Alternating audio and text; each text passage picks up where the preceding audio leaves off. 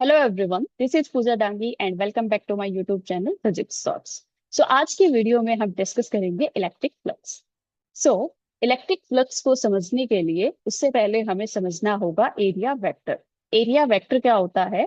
Area vector यानी कि अब तक जो हमने पढ़ा है, एरिया को क्या पढ़ा है, एक स्केलर क्वांटिटी पढ़ा है। लेकिन फिजिक्स के अंदर कुछ चीजों को सोल्व करने के लिए एरिया को वेक्टर क्वांटिटी कंसिडर किया गया है। सो चलिए समझते हैं कि एरिया वेक्टर क्या है। So let's start. So area vector क्या होता है, मान लेते हैं हमारे पास एक ये सरफेस है इस तरीके से। ठीक है। सो इस सरफेस का एरिया वेक्टर क्या हो जाएगा? This will be the area vector of this surface.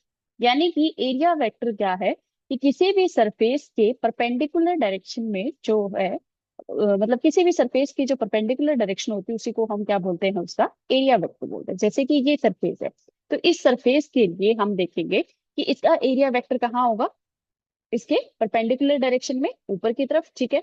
इसी तरीके से नीचे वाला सरफेस है, अगर नीचे वाले सरफेस का एरिया वेक्टर कहाँ हो जाएगा, इसके परपेंडिकुलर डायरेक्शन में डाउनवर्ड हो जाएगा। ठीक है। इसी तरीके से मान लो इस सरफेस को अगर हम ऐसे रोटेट कर रहे हैं, तो अगर सरफेस को रोटेट कर रहे हैं तो उसका एरिया वेक्टर भी उसके साथ साथ क्या हो रहा है, इस तरीके से रोटेट हो रहा है। यानी कि ये एरिया वेक्टर क्या हो जाएगा, मतलब एरिया वेक्टर जो है वो क्या होएगा, always perpendicular to the surface. So इसको हम डिनोट किस तरीके से करेंगे? मान लो एरिया वेक्टर है हमारे पास ए वेक्टर, तो इसको हम क्या लिखेंगे, ए इंटू एन कैप। ए क्या है यहाँ पे? ए क्या है? एरिया है इसका। And N cap is the direction of this area vector. ठीक है। ये एन कैप किस चीज को डिनोट कर रहा है? डायरेक्शन को डिनोट कर रहा है। ये तो है एक कंप्लीट एरिया के लिए। अब मान लो कोई भी इरेगुलर शेप है इस तरीके से, ये मान लो कोई भी इरेगुलर शेप है, तो यहाँ पे इसके एरिया वेक्टर, एरिया निकालने के लिए हमें क्या करना पड़ेगा, छोटे छोटे एलिमेंट्स कंसिडर करने पड़ेंगे। सो मान लेते हैं ये डी एस हमने एक एलिमेंट कंसिडर किया, तो इसका एरिया जो एरिया वेक्टर जो है वो कहाँ पे हो जाएगा, इस तरीके से परपेंडिकुलर डायरेक्शन में हो जाएगा यहाँ पे। सो ये हो जाएगा D D S vector equals to D S into N cap. ये किसके लिए है? जो इरेगुलर शेप है, यानी कि जिनका एरिया हमें पता नहीं होता उसके लिए। ठीक है। जिनका एरिया हमें पता है उनके लिए हम डायरेक्ट फॉर्मूला यूज कर सकते हैं, और एन कैप क्या हो जाएगा, उसका एरिया वेक्टर हो जाएगा। So I hope this is clear to all. Now let us discuss electric flux. Electric flux. So electric flux क्या होता है? Number of electric field lines crossing a unit area.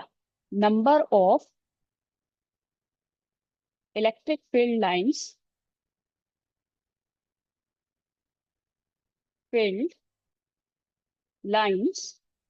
crossing per unit area, per unit area। यानी कि किसी area को कितने number of field lines cross कर रही हैं, उसको हम क्या बोलते हैं, इलेक्ट्रिक फ्लक्स बोलते हैं। ठीक है। जैसे कि हमारे पास ये एक एरिया दिया हुआ है, एक सरफेस एरिया है। ठीक है। इसके अंदर मान लेते हैं इलेक्ट्रिक फील्ड जो है, इसकी डायरेक्शन ये इस तरीके से है, यानी कि इसके एरिया वेक्टर के साथ ये क्या बना रहा है, थीटा एंगल बना रहा है। ठीक है। सो इलेक्ट्रिक फ्लक्स का मतलब क्या है? जैसे कि मान लो ये कोई भी एरिया है हमारे पास, इस एरिया के अंदर से कितनी लाइन क्रॉस कर रही है, इस तरीके से। जैसे कि ये एरिया है, इस एरिया के अंदर से कितनी लाइन क्रॉस कर रही है उसको हम क्या बोलेंगे, इलेक्ट्रिक फ्लक्स बोलेंगे। सो यहाँ पे हम डिस्कस करते हैं इसका मैथमेटिकल एक्सप्रेशन। सो मान लेते हैं ये क्या है हमारे पास, इलेक्ट्रिक फील्ड की डायरेक्शन है। ठीक है। इलेक्ट्रिक फील्ड जो है इसके साथ थीटा एंगल बना रहा है, तो इसके अगर कंपोनेंट्स को हम रिजोल्व करें, तो ये जो कंपोनेंट है इस डायरेक्शन में, ये क्या आ जाएगा, ई कोस थीटा आ जाएगा। ठीक है। और इसके परपेंडिकुलर डायरेक्शन में क्या हो जाएगा, ई साइन थीटा। ई साइन थीटा। ठीक है। सो इसके लिए जो फ्लक्स है वो क्या हो जाएगा, फ्लक्स को हम डिनोट करते हैं फाई से। फाई से और इसके लिए जो इलेक्ट्रिक फ्लक्स है वो क्या हो जाएगा, E cos theta into S, यानी कि इसका जो एरिया है वो, ये ई कॉस थीटा ही हमने यहाँ पे क्यों लिया है, क्योंकि इलेक्ट्रिक फ्लक्स क्या होता है, number of field lines crossing जो होती है, यानी कि जो क्रॉस कर रही है इस फील्ड के अंदर से। अगर हम साइन थीटा वाला कंपोनेंट देखें तो वो क्या है, इसके पैरेलल है, इसके अंदर से क्रॉस नहीं कर रही है। तो इसीलिए हमने कौन सा कंपोनेंट लिया है यहाँ पे, ई cos थीटा लिया है। ठीक है, सो फ्लक्स हमारे पास क्या हो जाएगा, phi equals to E cos theta into S. यहाँ पे ई क्या है, इलेक्ट्रिक फील्ड है, एस क्या है, एरिया। सो एरिया भी क्या है, एक वेक्टर क्वांटिटी है, और इलेक्ट्रिक फील्ड भी क्या है, वेक्टर क्वांटिटी है। कोई भी दो वेक्टर क्वांटिटी के साथ अगर कोस थीटा लगा हुआ होता है तो उसको हम क्या लिख सकते हैं, ई डॉट एस लिख सकते हैं, यानी कि इनको डॉट प्रोडक्ट की फॉर्म में लिख सकते हैं। सो इलेक्ट्रिक फ्लक्स हमारे पास क्या हो जाएगा, ई डॉट एस हो जाएगा। ठीक है, अब ई डॉट एस है ये, कोई भी दो वेक्टर क्वांटिटी अगर है और उनका डॉट प्रोडक्ट है, वो हमेशा क्या होता है, स्केलर क्वांटिटी होता है। कोई भी दो वेक्टर क्वांटिटी का डॉट प्रोडक्ट ऑलवेज क्या होता है, स्केलर क्वांटिटी होता है। सो इसका मतलब क्या है कि इलेक्ट्रिक फ्लक्स जो है वो क्या हो जाएगा, स्केलर क्वांटिटी हो जाएगा। ठीक है, नाउ इसकी एसआई यूनिट क्या हो जाएगी, एसआई यूनिट। इलेक्ट्रिक फील्ड की एसआई यूनिट क्या होती है, ऑलरेडी हम डिस्कस कर चुके हैं, that is newton per coulomb. Now S क्या है, एरिया, एरिया की एसआई यूनिट क्या हो जाएगी, metre square. So electric flux की एसआई यूनिट क्या हो जाएगी, newton metre square per coulomb, या फिर इसको हम क्या बोल सकते हैं, coulomb inverse. So this will be the SI unit of electric flux. ठीक है, सो ये आ गया हमारे पास इलेक्ट्रिक फ्लक्स के लिए एक्सप्रेशन। ये जो इलेक्ट्रिक फ्लक्स का एक्सप्रेशन है, that is phi equals to E dot S, ये किसके लिए है, रेगुलर शेप के लिए। रेगुलर शेप मतलब कि जिनका एरिया हम इजीली फाइंड आउट कर सकते हैं, जिनका एरिया हमें पता है, यानी कि जैसे कि स्क्वायर है, रेक्टेंगल है, या फिर इस तरीके से कोई भी शेप है जिनका एरिया हमें पता है उनके लिए। लेकिन अगर मान लो कोई भी ऐसी बॉडी है हमारे पास जिसकी इरेगुलर शेप है, इसका एरिया क्या होता है, इसका तो कोई फॉर्मूला नहीं होता। ठीक है, सो इसके लिए हम किस तरीके से इलेक्ट्रिक फ्लक्स फाइंड आउट करेंगे, छोटे छोटे एरिया एलिमेंट कंसिडर करेंगे। मान लेते हैं डीएस एक एरिया एलिमेंट हमने कंसिडर कर लिया, पहले इस डीएस के लिए इलेक्ट्रिक फ्लक्स निकालेंगे, फिर ऐसे ही छोटे छोटे एरिया एलिमेंट कंसिडर करेंगे बहुत सारे, उन सबको क्या कर देंगे, सबकी वजह से जो फ्लक्स आया है उसको ऐड कर देंगे और हमारे पास टोटल फ्लक्स आ जाएगा। ठीक है, तो अगर सभी के लिए हम अलग अलग निकालेंगे तो क्या हो जाएगा, वो बहुत लॉन्ग प्रोसेस हो जाएगा। सो इसके लिए जो फ्लक्स है वो क्या हो जाएगा, phi equals to, D S small area के लिए ले रहे हैं तो ये क्या हो जाएगा, D phi equals to E dot D S. ठीक है, D phi equals to E dot D S. ये तो क्या है, एक स्मॉल एलिमेंट का है। ठीक है, अब सभी एलिमेंट्स का अगर हम इसी तरीके से फ्लक्स निकाल के अगर ऐड करेंगे तो उसको हम क्या कर सकते हैं, डायरेक्ट इंटीग्रेशन लिख सकते हैं, यानी कि इसको हम क्या कर सकते हैं, direct integration. Total flux equals to क्या हो जाएगा, phi is equals to integration of D phi equals to integration E dot D S. ठीक है, और ये क्योंकि क्लोज सरफेस के लिए है तो यहाँ पे क्या लग जाएगा, इस तरीके से ये लग जाएगा। ठीक है, सो फाई इक्वल्स टू क्या हो जाएगा, E dot D S, this will be the total flux of a body having irregular shape. ठीक है, I hope this is clear to all. Now our next topic is Gauss theorem.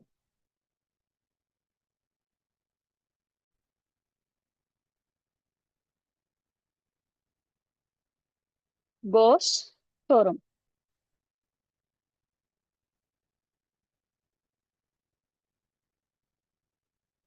Gauss theorem के according क्या है कि किसी भी surface का, किसी भी क्लोज सरफेस का इलेक्ट्रिक फ्लक्स जो होता है वो क्या होता है, 1/एप्सिलॉन और टाइम्स होता है चार्ज इनक्लोज्ड। यानी कि इसका मतलब क्या है, total flux, total flux of A close surface is 1 by epsilon naught times the 1 by epsilon naught times of charge enclosed of charge enclosed enclosed inside that surface। यानी कि गोस थ्योरम के according क्या है कि किसी भी क्लोज सरफेस का, मान लेते हैं कि हमारे पास एक क्लोज सरफेस है, इसके अंदर चार्ज है क्यू इनक्लोज्ड। ठीक है, तो इसके लिए अगर हम फ्लक्स की बात करें तो फ्लक्स क्या हो जाएगा इसके लिए, phi is equals to Q enclosed divided by epsilon naught. ठीक है, या फिर हम इसको क्या लिख सकते हैं, फाई इक्वल्स टू क्या था हमारे पास पीछे, phi equals to E dot D S equals to Q enclosed divided by epsilon naught. ठीक है, क्यू इनक्लोज्ड का मतलब क्या है कि कोई भी जो सरफेस है उसके अंदर टोटल कितना चार्ज इनक्लोज्ड है। जैसे कि फॉर एग्जांपल हम मान लेते हैं हमारे पास एक बॉडी दी हुई है, उसके अंदर चार्ज इनक्लोज्ड है, ये मान लो कोई भी दी हुई है, इसके अंदर एक तो है 2 कूलम, 5 कूलम और -4 कूलम। ठीक है, और एक यहाँ पे दिया हुआ है 5 कूलम। ठीक है, तो इसके लिए हमें टोटल फ्लक्स बताना है। तो इस बॉडी के लिए जो फ्लक्स है वो क्या हो जाएगा, phi equals to Q enclose divided by epsilon naught होता है। सो क्यू इनक्लोज यानी कि इसके अंदर का चार्ज देखना है हमें, बाहर वाला जो चार्ज है वो हम कंसिडर नहीं करेंगे। सो ये 5 कूलम जो है ये इसके अंदर नहीं आएगा। जो इसके इनसाइड में, इस सरफेस के इनसाइड में जो चार्ज इनक्लोज है सिर्फ वही हमें देखना है। तो टोटल चार्ज कितना हो जाएगा, 2 + 5 -4 और डिवाइड बाई क्या है, एप्सिलॉन नॉट। एप्सिलॉन नॉट की वैल्यू क्या होती है, 8.85 इंटू 10⁻⁻12। सो इसको हम कैलकुलेट कर लेंगे तो हमारे पास इसके लिए फ्लक्स की वैल्यू आ जाएगी। So this is the goes theorem. Now proof of goes theorem.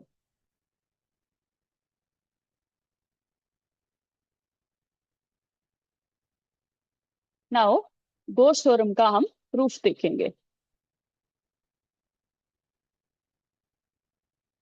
इसका प्रूफ क्या है, मान लेते हैं एक कोई भी हमारे पास स्पेरिकल बॉडी, कोई भी चार्ज इनक्लोज्ड है, सॉरी,